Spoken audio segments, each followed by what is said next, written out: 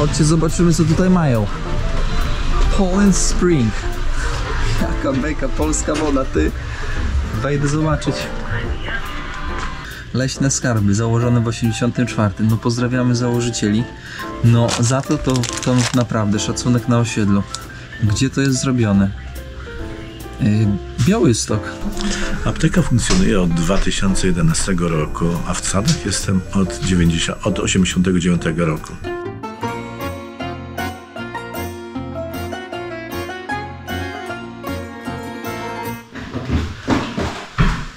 Budownictwo na Brooklynie. Witam Państwa bardzo serdecznie w odcinku numer 2 ze Stanów Zjednoczonych, a dokładnie z Nowego Jorku.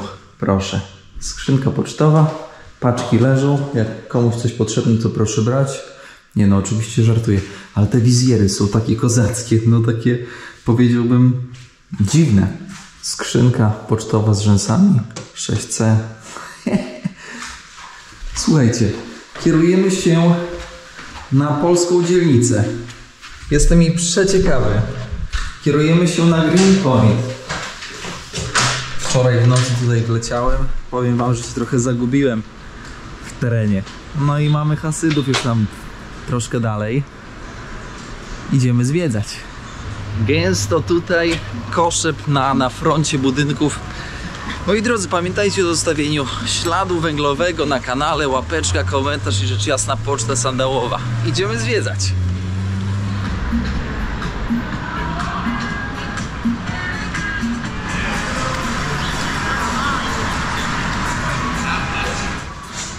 Our rights, czyli nasze prawa. Ogólnie tutaj różnorodność etniczna w Nowym Jorku, ale nie tylko w Nowym Jorku, zarówno w całych Stanach Zjednoczonych jest to ogromna, moi drodzy.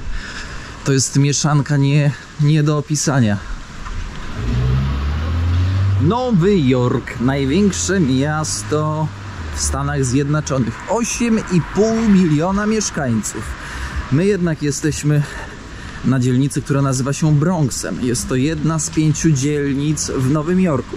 Jakie mamy dzielnice? Tak jak wspomniałem, Bronx, Queens, Manhattan, Staten Island, no i rzecz jasna Brooklyn, gdzie jesteśmy.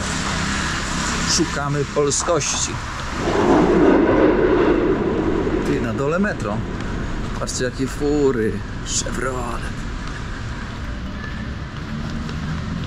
Ten FedEx wpisał mi się w moją głowę, jeżeli chodzi o Stany Zjednoczone. Nie wiem dlaczego.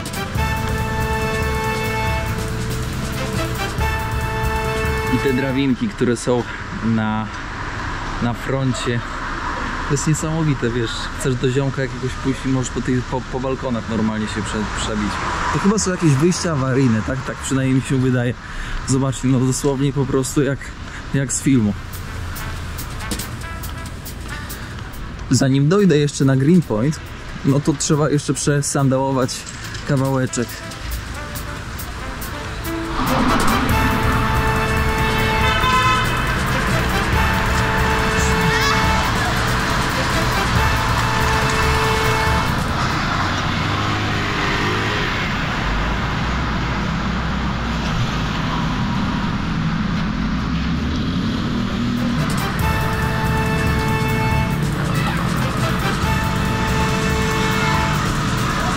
Tak jak wspomniałem, Brooklyn to jedna z dzielnic Nowego Jorku. Mieszka tutaj ponad 2,5 miliona ludzi. Niemniej jednak trzeba zaznaczyć, że to miejsce na mapie Nowego Jorku to wylęgarnia hip-hopu niegdyś i graficiarzy. Stąd między innymi pochodzi Jay-Z, moi drodzy. Więc no masa artystów urodziła się tu i wychowała tu właśnie na Brooklynie.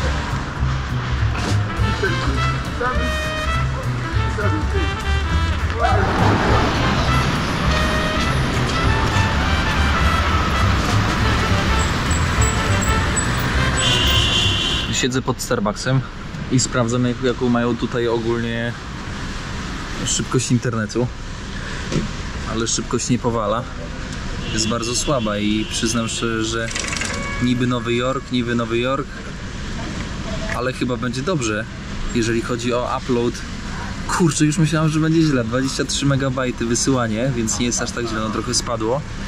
Ale wysyłanie odcinków na YouTube'a powinno być całkiem spoko w razie czego.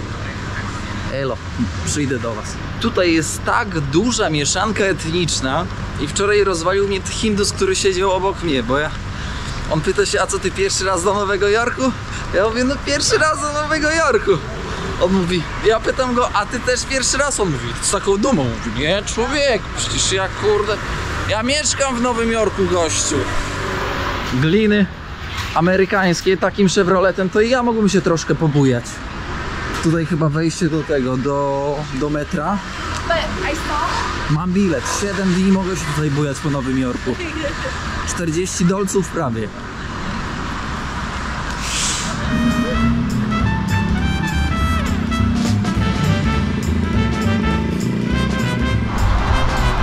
Takie budy w Nowym Jorku, hot dogi, to my sobie zjemy. Takiego hot doga można osmalić za 3 dolki, więc jest git. Człowiek u naszych braci Hindusów i Bengalczyków nie zginie.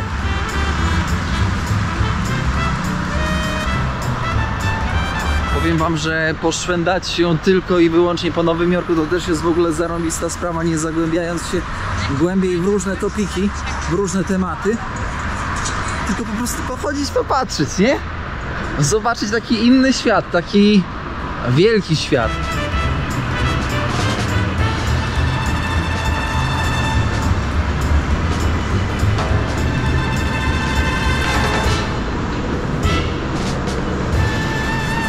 Rozmawiając sobie, kurde, widzisz te czerwone światło to mnie prześladują, ale tutaj ponoć można chodzić na czerwonym świetle bez żadnego tam przypału. Dość ciekawa informacja to rozwarstwienie społeczne tutaj. Bo tutaj, kiedy na przykład widzisz kogoś z Meksyku, z Ameryki Centralnej bądź z Południowej, no to prawdopodobieństwo, że jest jakimś takim pracownikiem fizycznym, który naprawdę ciężko pracuje po 10, 12, 14 godzin dziennie, jest ogromne. No, więcej niż 90% prawdopodobieństwa. No i to rozwarstwienie jest, tak jak wspomniałem, duże. No i Amerykanie też dyskryminują, no trzeba tak to określić, no dyskryminują inne nacje. Nacje, które przyjeżdżają i budują ich kraj, bo prawda też jest taka, że ludzie pracujący fizycznie to filar każdego państwa. Filarem nie są, moi drodzy, ci, którzy zarabiają miliony. Filarem są ci najniżej, ci, którzy pracują żmudnie niczym mrówki. Na takich słupach ogłoszenia. Niski koszt przeprowadzek, wszystko przeniesiemy, niezależnie od wielkości. Dzwoń z kodem jak to daleko 1% taniej, moi drodzy. Nie ma za co dziękować. Wchodzimy teraz na obszar parku McCarran Park i ten park znajduje się na obrzeżach właśnie Greenpointu. Można powiedzieć, że od tej strony będzie to nasze wejście do Greenpointu. Ciekaw jestem, nie mam żadnej osoby umówionej na Greenpoincie, więc spróbuję wejść do jakiegoś sklepu polskiego, może do restauracji, zobaczyć, co tam na mnie czeka. O! Cerkiew. Sobór Przemienienia Pańskiego na Brooklynie. Tutaj na plebanii sobie te kotlety robią, w sensie barbecue, ale jest zamknięte, nie da się chyba wejść. Spróbujemy. Ej, badajcie na fazę. Dostałem taki wcześniej numer do baciuszki Wieczysława Krawczuka z Nowego Jorku. Badajcie. Fader Wieczysław Krawczuk i numer do Fadera, ale trochę inny niż ten, który ja mam. Zaraz do niego spróbuję napisać, ale beka. Ty. Baciuszka Wieczysław, napisałem do niego, on później mi odpisał i się po prostu już nie odezwał. Słuchajcie, dzwonię, no beka, ty Polak tutaj jest tym przełożonym. Dzwonię do Wieczysława. A żeby było jeszcze ciekawiej, baciuszka Krawczuk pochodzi dosłownie 10 km od mojej miejscowości rodzinnej, od Siemiatycz. Świat jest mały, moi drodzy, bardzo mały. Tam jest ulica, tu jest plebania, tu jest kierownik, a ojciec Wieczysław zaraz przyjdzie. Przyciąganie, moi drodzy. Ojciec Wiaczysław spod Kajanki. Niestety, moi drodzy, nie udało się nakłonić ojca Wiaczysława, żeby teraz poopowiadał przed kamerą, ponieważ ojciec mówi, że sutanny nie ma, a bez sutanny to on ma zasady, że opowiadać nie będzie, więc nie naciskałem też. Nie naciskałem ze względu na to, że też respektuję, respektuję po prostu ludzi, swoich bohaterów, ludzi. Tutaj McCarren Park, można sobie pobiegać, spalić trochę tłuszczu, pograć sobie. Fajna miejscowa. Trzeba mieć swój sprzęt i można działać. Zobaczcie, ile ludzi. Tam park do street workoutu. Można by było trening trzasnąć. Żałuję trochę, że ojciec Wiaczysław się nie zgodził na taką szybką rozmowę, bo się tam śpieszył na chrzest. Ale ojciec Wiaczysław jest tutaj w Stanach na parafii od 88 roku. Więc to jest kawał czasu. Można sobie pogrillować, odpocząć. Dzisiaj weekend, to ludzie sobie urodziny jakieś robią. A tutaj po lewej stronie mamy główną ulicę Greenpointu, na którą właśnie się udajemy. Manhattan Avenue, my w lewo. No i teraz proszę wypatrywać polskości na tej dzielni. Powiedziano mi, że Greenpoint już nie jest taki polski, jak był niegdyś. Z prostej przyczyny. Brooklyn jest bardzo blisko centrum, w sensie relatywnie blisko. No i dzięki temu te ceny mieszkań, nieruchomości, wynajmu poszły bardzo mocno w górę. Co sprawiło, że Polacy najzwyczajniej w świecie po prostu wynieśli się tam, gdzie jest taniej. Pierwsza knajpka. Pierożek. Powiem wam, że tutaj się dzieje. Tutaj się naprawdę dzieje. Różne zapachy. Przeróżni ludzie. Naprawdę ich jest tak dużo.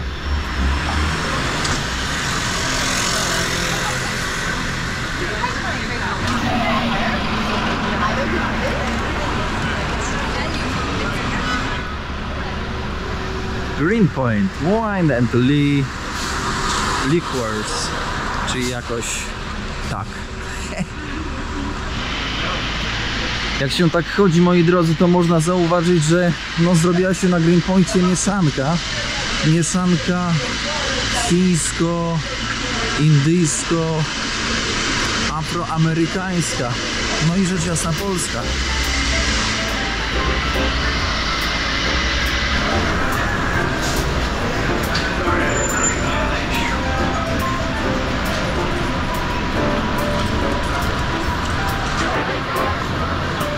Powiem wam, że ludzie są tutaj tak różni, tak różne style, że człowiek nie potrafi, że aż ciężko, może w ten sposób, że aż ciężko po prostu skupić wzrok.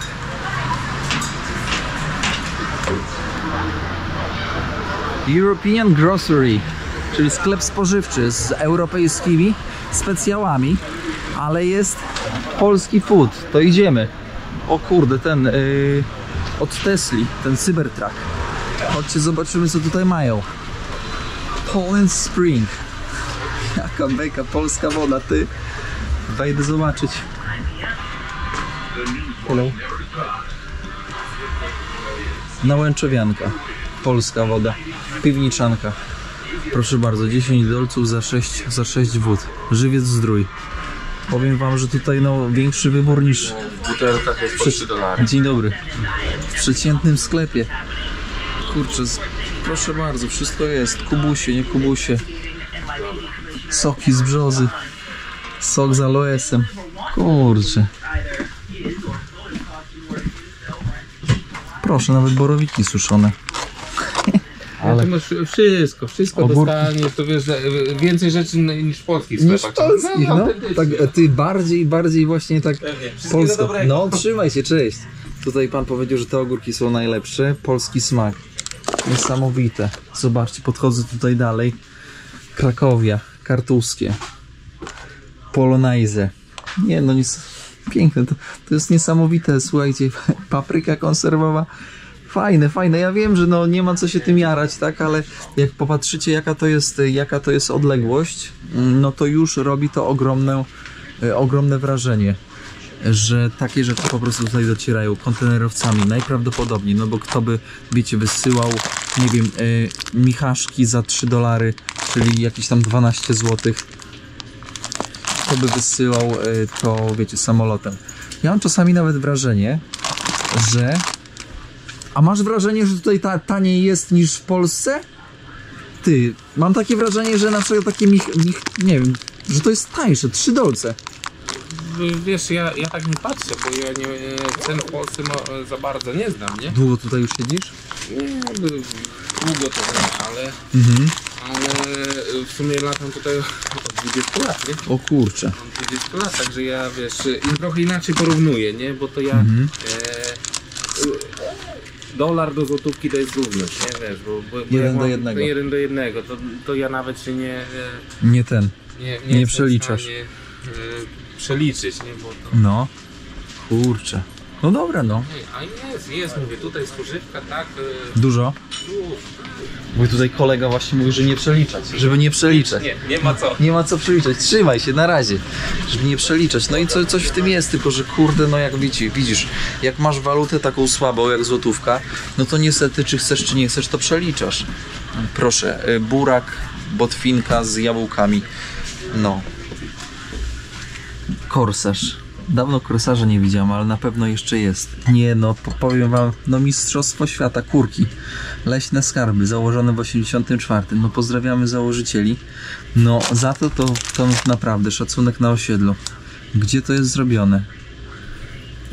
Białystok, Baronowicka 19. Pan Kazberuk. Panie Kazberuk, ja serdecznie pozdrawiam.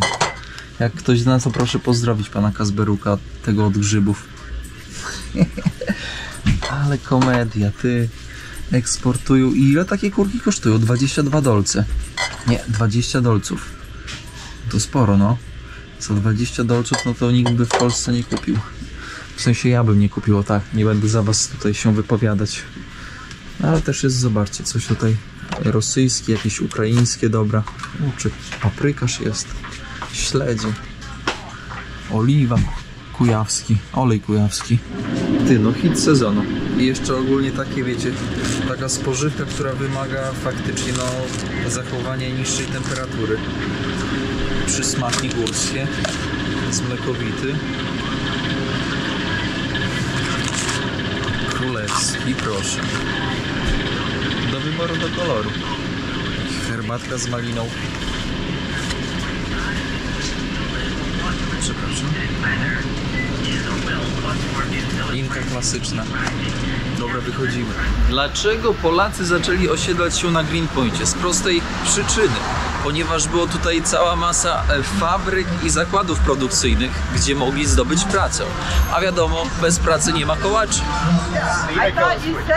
Proszę zobaczyć. Zupa dnia, fasolka po bretońsku, jarzynowa. Polecamy również sałatki jarzynowe, sałatki ziemniaczane. No ciekawe, czy ktoś po polsku mówi. Proszę. Placki ziemniaczane. 2,50 za jednego.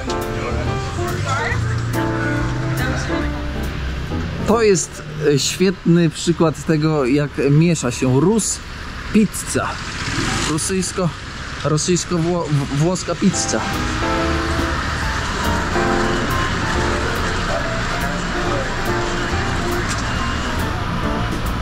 Optical Salon 764 na dole. Mówimy po polsku. Idę zapytam. Panie w optyku, autentycznie dwie Polki. Po polsku rozmawiają. Powiedziały, że tutaj gdzieniegdzie można znaleźć jeszcze właścicieli, którzy pracują autentycznie w tych swoich przybytkach. Na przykład piekarnia rzeszowska. Ale nie jestem na 100% pewien, czy takowa istnieje, bo tak coś pani rzuciła. Ale pochodzimy, zobaczymy. Greenpoint Saving Bank. Powiem wam, że jedną z takich kontrowersji tutaj w Stanach to jest fakt, że oni używają te karty kredytowe. A jak sama nazwa wskazuje, karta kredytowa to karta, która pozwala mieć kredyt na swoim koncie.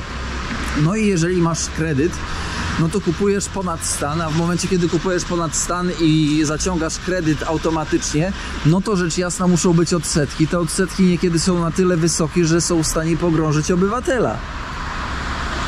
Więc nie robimy takich rzeczy. Anka Pola Travel. Idę, zapytam, czy będzie chciał coś ktoś powiedzieć do kamery. Zapytam, czy na wycieczkę można. Kurde, to biuro jest takie z pełnego zdarzenia. To tutaj za bardzo nie ma co bo klientela bardzo mocno tam siedzi. Idę poszukać jakiegoś takiego miejsca, gdzie jest mniej ludzi, żeby można było wparować i troszkę, wiecie, troszkę pogadać. Markowa apteka. Proszę, może tutaj? Tutaj jest pani. Dzień dobry.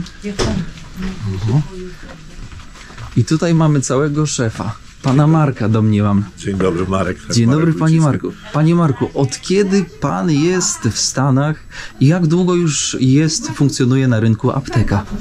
Apteka funkcjonuje od 2011 roku, a w Stanach jestem od 89 roku. Akurat jak przychodziły zmiany w Polsce. No, te zmiany mnie tu wyprowadziły. Aż tak? Aż tak było źle? Nie, tak źle nie było. To po prostu sytuacja, która tak się złożyła, że wylądowałem tutaj w Stanach Zjednoczonych. Miałem tu przyjechać na wycieczkę, to znaczy zobaczyć, jak Stany wyglądają.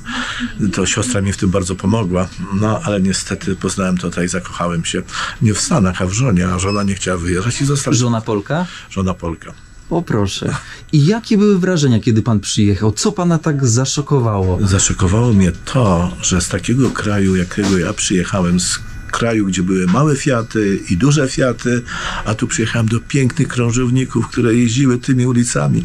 To, czego teraz nie ma. Teraz odwrotnie. Stąd jak przyjeżdżam, jadę do innych krajów, tam są krążowniki, a u nas nie ma. Czyli to był inny świat. Inny świat. Rozwinięty. Ameryka jak gdyby się lekko troszeczkę stanęła, nie wiadomo dlaczego. Natomiast jak jedziemy, zresztą dzisiaj miałem paru pacjentów, którzy przychodzili, pytam się, bo przyjeżdżali z Polski, jak Polska? Polska piękna, co ja tu robię i tak, takie pytania. No takie czasy są, no, różne, ta historia pokazywała nam, prawda, bo historia nam pokazywała, kiedy były przyjazdy Polaków do Stanów Zjednoczonych. No to jest kilka emigracji, to są tak zwane rzuty imigracyjne, które są. Ja tych ludzi sporo znam, bo co z tych różnych rzutów, kiedy tu przyjechałem, to oni byli starsi, no część odeszła, część jednak dostała. To były te lata różne, prawda? No teraz nie wiemy, jak będzie dalej, ale nie wiadomo, czy to się nie powtórzy. No znowuż. Jak się żyło w latach 90.? Jak się przyjechało? Zupełnie inaczej. Pracę łatwo było dostać? Nie, przede wszystkim nie chodziło o pracę, przede wszystkim chodziło o ludzi. Przede wszystkim ludzie byli zupełnie inni. Byli mili, sympatyczni. Wszyscy, którzy przychodzili, pracowali. Idąc ulicą, wszyscy się uśmiechali, wszyscy mówili sobie hi. Dzisiaj, mimo to, że jest zupełnie inaczej, prawda, ludzie mówią, że są bogatsi i tak dalej, już tego nie ma. Już kiedyś o wyjściu o godzinie, na przykład jeśli chodzi o Nowy Jork, bo nie mówimy o całych Stanach Zjednoczonych, mówimy o Nowym Jorku. To są kolebka imigrantów, bo w gruncie rzeczy większość ludzi, którzy tu przyjeżdża, to są imigrantami, którzy zostają tutaj. Część z nich wyjeżdża do innych stanów, ale w większości albo Kalifornia, albo Nowy Jork. To są dwa miejsca, w których większość imigrantów zostaje. Więc mówię, ten kraj, który to ja przyjechałem 30 lat temu, był zupełnie inni ludzie. Bardziej życzliwi. Dzisiaj, mimo to, że jest pomoc taka społeczna, która tu w Stanach jest i niektórzy nasi rodacy nawet przyjeżdżają, zostają w Stanach, bo jest lepsza pomoc w Stanach Zjednoczonych socjalna niż w Polsce. Bo mówią, że w Polsce trzeba czekać na lekarza tak długo, a tu się dostaje od razu i część osób przyjeżdża. Nawet jak jest na emeryturze w Polsce, to przyjeżdżają do Stanów, żeby sobie robić badania, posiedzieć. Naprawdę? A słyszałem, że, bo tutaj jest służba prywatna. Jest horrendalnie droga, dobrze mówię? To znaczy chyba już nie. Ja nie mówię o całych Stanach Zjednoczonych, bo ja nie mogę mówić o całych Stanach Zjednoczonych. Mówię tu w tej chwili o stanie Nowy Jork. Więc pomoc tutaj zresztą widać i dla imigrantów, którzy przychodzą, mają wszystko w pierwszej kolejności. W Polsce też słyszałem, nie mogę się wypowiadać, ale podobna historia jest. Przede wszystkim jedna najważniejsza rzecz, no wszyscy tu w tej chwili są ubezpieczeni, nikt nie zostaje. Jak ja tu przyjechałem, to był strach o zdrowie, bo jak ktoś nie miał ubezpieczenia, wtedy była tak zwana prywatna służba zdrowia. Pracowało się na czarno. Tak, część osób pracowała na czarno, zresztą do tej pory część osób też pracuje tutaj na czarno i to nikt nie ukrywa, więc to było tajemnicą Poliszynela, że tutaj część osób dalej nie pracuje na czarno, ale pracują, ale przede wszystkim o służbę zdrowia. Kiedyś faktycznie była to prywatna służba zdrowia i był tak zwany strach o to zdrowie. Większość ludzi nie miało ubezpieczeń. Po Obamacare, no niestety większość ludzi teraz już ma ubezpieczenia. No, niedługo wszyscy będą mieli, jeżeli nastąpi zmiana władz, bo niektórzy obiecują, że to wszyscy dostaną Medicaid, czyli tak zwane ubezpieczenie bezpłatne na wszystko. nie bardzo sobie zdaję sprawę, jak to się stanie i kto będzie płacił za tą służbę zdrowia, bo jeżeli tak wszyscy dostaną wszystko za darmo, To może być to różnie. może być różnie. Tak Dlatego jest. jestem trochę sceptycznie do tego ustawiony, bo ja uważam jedną rzecz, że każdy z nas powinien pracować i dawać coś z siebie po to, żeby coś mógł dostawać, ale nie może być tak, że ktoś, kto nie daje nic z siebie, a dostaje wszystko, więc z takim, patrząc na to społecznie, to mi się wydaje, że to nie jest dobry kierunek. Ale Panie może Marku, się mylę. Od 2011 roku jest pan tutaj, w tym miejscu. W tym miejscu, tak. Jak ten Greenpoint się zmienił A czy w ogóle od tego jestem na czasu? Greenpoincie, jestem od 90 roku. Od 90. Pan 90. tutaj mieszka. Nie mieszkam, ale pracuję, bo w gruncie rzeczy mieszkałem, kiedyś troszeczkę mieszkałem na Greenpoincie, ale wtedy, kiedy pracowałem, to na Greenpoincie pracowałem. Co mogę powiedzieć? Czy się zmienił? Zmienił się, dlatego po tych wypadkach, które były w World Trade Center, wiadomo, że należało rozlokować tych, którzy mieszkali w centrum wokół World Trade Center. Dlatego część przeszła na Williamsburg, przeszła na Greenpoint. Greenpoint był stolicą Nowego Jorku dla Polaków. To była stolica Polaków w Nowym Jorku. No niestety ci, którzy przeszli właśnie z okolic World Trade Center, zaczęli mieli więcej pieniędzy, dlatego właściciele budynków zaczęli większe renty pobierać i część osób się wyprowadziła na sąsiednią dzielnicę, na Ridgewood. Ale na Ridgewood jest wielu Polaków. Czy Greenpoint się zmienił? No niewiele. Owszem, dużo biznesów poznikało. Ja to tak mogę powiedzieć, jestem jednym z ostatnich Mohikanów, którzy tutaj jest na Greenpoincie, jeśli chodzi o polskie biznesy.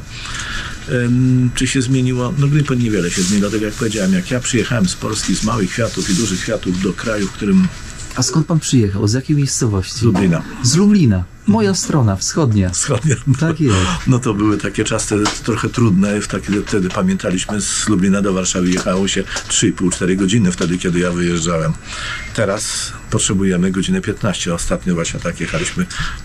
Piękne autostrady, piękna Polska, naprawdę. Czyli co? Czyli to jednak ceny mieszkań, ceny wynajmu lokali powodują, że ludzie, Polacy wyjeżdżają stąd. Znaczy część Uciekają. wyjechała, tak, ucieka. No ze względu na finansowych, dlatego że cena mieszkania w tej chwili jest dużo większa i nie stać kogoś, kto szczególnie jest na emeryturze i dostaje pieniądze, żeby wynajmował mieszkanie na Greenpoincie. Po prostu jest to praktycznie niemożliwe. Natomiast są dzielnice, gdzie te mieszkania są tańsze, dlatego ta ekonomia spowodowała to, że ludzie wyjechali, bo wiadomo, że na Greenpoincie mamy tutaj swoje centrum polskosłowiańskie, które jest Tutaj gdzieś? Tak, niedaleko. Jest polskie banki, są dwa, znaczy polski bank jeden, ale dwie siedziby, także część osób tu przyjeżdża. Jest parę aptek, których są, dlatego tu jeszcze Polacy przyjeżdżają, mają taki sentyment do Greenpointu. Panie Marku, zastanawiam się, czy Stany Zjednoczone, Greenpoint, może Nowy Jork, czy Nowy Jork wciąż jest atrakcyjny dla Polaków? Tak jak był w latach 90., bo... No, pytanie jest bardzo trudne, no od razu sobie odpowiadamy w ten sposób. Jak my przyjechaliśmy wtedy, kiedy przyjeżdżaliśmy w latach 90., prawda, kiedy ta różnica, kiedy tam w Polsce, no jednak ta sytuacja ekonomiczna nie była najlepsza i większość ludzi, którzy wtedy staliśmy w kolejkach, gdzie do dostania się na ambasadę trzeba było stać 3-4 dni, no to świadczyło o tym, że ludzie mieli ten pęd do tego, żeby chcieli do tego lepszego życia. I ci, którzy przyjeżdżali w tym czasie, my Polacy, przyjechaliśmy szukać lepszego życia. W przeciwieństwie to jest moje zdanie, ja nie mówię, że to jest zdanie od kogoś, to jest moje zdanie na ten temat. Ci, którzy przyjeżdżają dzisiaj, a szczególnie z tych krajów Ameryki Południowej, to nie są ludzie, którzy tu szukają pracy, oni szukają po prostu lekkiego życia. Myślę, że ci, którzy przyjeżdżają do Europy, to jest podobna historia i dlatego ja tego nie bardzo rozumiem, dlaczego my tak postępujemy, bo w gruncie rzeczy ja powiem szczerze, jak gdybym został w Polsce, też bym sobie dał radę. No ale ta miłość do mojej żony spowodowała to, co spowodowała. No tak. Na to nic nie mogę zrobić. Natomiast ja myślę, że każdy dobry człowiek w swoim kraju zawsze może znaleźć swoje miejsce i zawsze może znaleźć to miejsce, w którym może żyć, prawda? Ale ci ludzie, którzy tak generalnie przechodzą, zresztą tam oglądam trochę tą polską telewizję i z tą Białorusią, jeżeli ktoś się decyduje na przechodzenie przez ten płot, coś jest nie tak. Coś jest nie tak. Bo albo to są dobrzy ludzie, gdzie mogą wszędzie znaleźć swoje miejsce pracy, miejsce bycia, miejsce życia. Jeżeli tego nie znajdują i decydują się na tak zwane kroki, które są, że trzeba przeskakiwać, bić się z tą strażą graniczną, jakoś nie pasuje mi to wszystko. Więc dlatego ja myślę, że ci dobrzy ludzie zawsze znajdą miejsce na ziemi tam, w którym się znajdują, prawda? Panie Marku, czy w latach 90. kiedyś mówili tak, jak ktoś wyjechał w latach 80. bądź 90., zarobił, wrócił, postawił dom. Nie te czasy. To już nie te. Minęło. Nie, to były czasy 70. To 70. To 70., 80. lata. Wtedy, kiedy... Dlaczego tak było? To było bardzo proste. Mechanizm tego był bardzo prosty. Czarny dolar. Czyli w Polsce nie można było wymieniać pieniędzy, bo władza wtedy nam nie pozwalała. Bo ja też te czasy pamiętam. I w tych czasach był tylko dolar, który był w banku. Nie można było sobie, nikt sobie nie mógł wymienić. Mógł kupić go na czarno. Prawda? I przywiezienie dolara, który był kupiony na czarno, powodowało to, że można było kupić samochód za 2 miesiące, za miesiąc pracy tutaj w Stanach Zjednoczonych. Jeżeli ktoś miał dobrą pracę.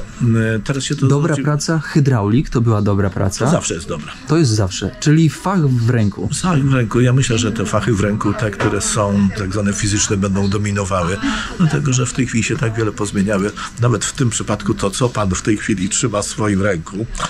Kiedyś było to niemożliwe i wtedy taki ktoś, to było to trudność, prawda, w zdobyciu. Tak. Sztuczna inteligencja, te wszystkie inne rzeczy, które nas otaczają, dostęp do komputerów, w gruncie rzeczy każdy z nas komputer nosi w kieszeni, prawda? A kiedyś ja pamiętam pierwsze komputery, które oglądałem, które to była hala, gdzie się przetwarzało dane. Dzisiaj każdy z nas ma w kieszeni komputer. Tak jest.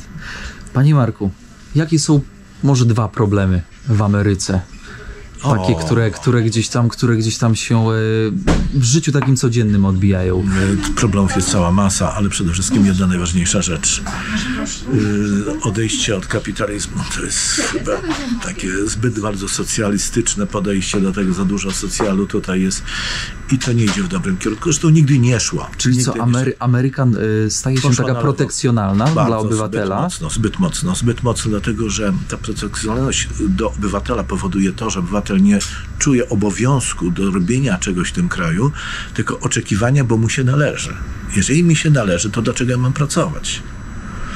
Dzisiaj często powtarzałem taką historię, którą ktoś mi opowiedział, zresztą pewnie można znaleźć gdzieś na internecie, na temat tego, jak to studenci przekonywali pana profesora, że socjalizm ma jest lepszy od kapitalizmu.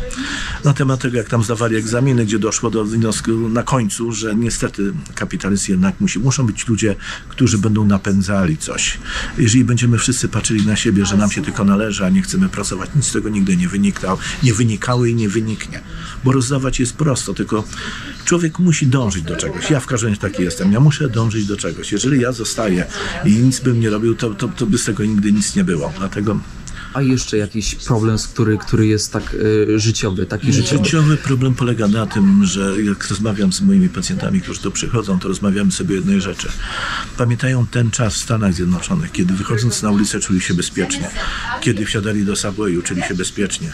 Dzisiaj czują się niebezpiecznie, mimo to, że powinno być coraz lepiej, bo jest tak świetnie rozwinięta sieć, załóżmy telekomunikacyjna, że powinniśmy mieć wszystko pod kontrolą. Niestety, wypadki popychania w subwayach pod pociąg, ataki na ulicach, kradzieże. Ja podam tylko jeden przykład. W stanie Nowy Jork, w mieście Nowy Jork, ktoś, kto ukradnie do $1000 nie jest przestępcą. Czyli co, ktoś przychodzi do apteki, kradnie panu tutaj te witaminy z tyłu? Tak, ja nic mu nie mogę zrobić. Ja mogę go przekonać tylko, poprosić go do tego, żeby tego nie robił, bo ja go nie mogę dotknąć, bo jak ja go dotknę, to jest właśnie ten protekcjonalizm, o którym rozmawiamy. Jeszcze może rasizm? To już jest, nie chcę do tego wchodzić, dlatego to jest niemodny temat w tej chwili. Są 2 niemodne tematy, modne tematy, którym się robi, ale powiem szczerze, że no niestety nie idzie to w dobrym kierunku. To jest moje osobiste zdanie. W złym kierunku to idzie. Bo powinniśmy się szanować nie przez to, że jesteśmy, tylko przez to, co dajemy. A jeżeli my zabieramy, to nie jest w dobrym kierunku, bo jeżeli ktoś przyjdzie i ukradnie mi i ja nic nie mogę zrobić, bo on sobie wychodzi, policja go złapie, weźmie go, załóżmy na posterunek, wpisze go i jesteś wolny. Wszystko. A ja muszę na tą część, na to, co mi ukradnie, zapracować. I to jest ograniczenie mojej wolności, bo ja musiałem to zdobyć, żeby... Także te czasy takie są do $1000. To jest jednak spora suma. Tak jest. Panie Marku, bardzo panu dziękuję za poświęcony czas. No cieszę się niesamowicie, jeżeli mogłem czymś pomóc. Że spotkałem pana i że troszkę będziemy mogli wysłać tej historii w świat.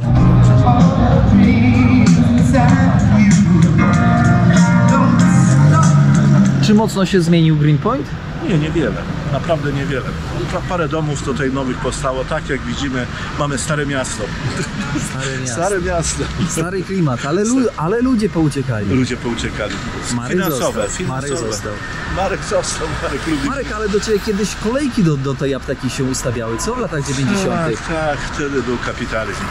I co, w sensie ludzie przychodzili, żeby z takimi drobnymi chorobami, poradami, żeby przyjść. Tak, a dzisiaj z dobrymi poradami za darmo można pójść, wszystko uzyskać, także dzisiaj się troszkę zmieniła. Zmienił się klimat. Zmienił się klimat. To jest ważne miejsce na mapie Greenpointu, ponieważ, Marku, co tu się stało? No tu się stało, że podjąłem decyzję jednak o zostaniu z moją żoną, a nie wyjechaniu. Tu kiedyś stały budki telefoniczne, którym, żeby dodzwonić się do Polski, trzeba było wrzucić $6,80 kłodrami. To musiał być kłoder, żeby porozmawiać 3 minuty, i po czym poinformowałem moją mamę, że jednak zostaje w Stanach Zjednoczonych. O matko, to mama to normalnie tam się zalała łzami przez te 3 minuty. No trochę było, 3 tak. minuty to było krótko. W każdym razie w tym miejscu tak ze 20 budek telefonicznych, tych automatów stało, kiedy jeszcze nie było telefonów komórkowych, bo wtedy nie było telefonów komórkowych. W Polsce to nie wiadomo, niewielu miało w ogóle telefon. No dzisiaj wszyscy mają komputery. Moi drodzy, zbliżamy się do końca odcinka, w sensie już jest koniec odcinka. Bardzo dziękuję za uwagę. Wciąż jeszcze pozostajemy z Markiem, który prowadzi tutaj na Greenpoincie aptekę, i pokażemy Wam w kolejnym odcinku jeszcze Greenpoint i historie związane właśnie z Greenpointem. Rzecz jasna, łapeczka, komentarz i podanie odcinka dalej będzie bardzo mile widziane. Kłaniam się nisko i dziękuję za uwagę. Dziękuję bardzo za wystąpienie na tym odcinku i zapraszam na kolejny odcinek, który wyemitujemy za dni kilka. Zapraszamy.